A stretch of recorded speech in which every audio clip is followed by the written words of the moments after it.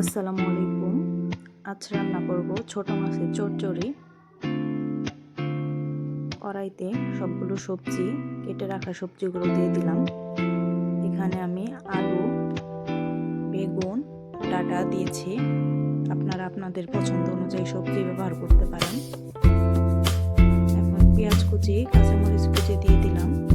সামান্য পরিমাণ আদা রসুন পেস্ট, পরিমাণ মতো লবণ, আপনারা আপনার স্বাদ অনুযায়ী লবণ দিতে পারেন। হলুদ গুঁড়ো, 1 টেবিল চামচ মরিচের গুঁড়ো, একটু ধনিয়ার গুঁড়ো ও সামান্য পরিমাণ জিরার গুঁড়ো দিলাম।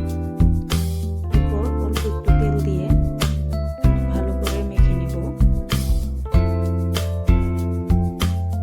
একটু সময় নিয়ে ভালো করে মাখাবেন। হাতে মাখা তরকারির টেস্ট অন্যরকম, খেতে খুবই ভালো লাগে এভাবে মাখিয়ে রান্না করলে।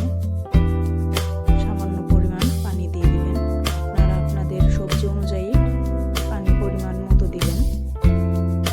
আমি এখানে অল্প একটু পানি দিয়ে ভালো করে মেখে মাছগুলো করে দিয়ে দিব।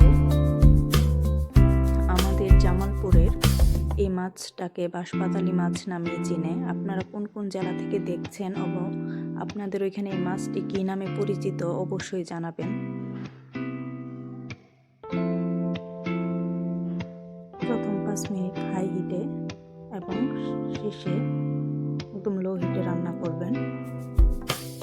আমার হাতের কাছে ধনেপাতা ছিল না, তাই দিতে পারিনি। আপনাদের হাতের কাছে যদি ধনেপাতা থাকে দিয়ে দিবেন, খেতে আরও অনেক ভালো লাগবে। সবাই আমার পেজটিকে ফলো দিবেন। ধন্যবাদ।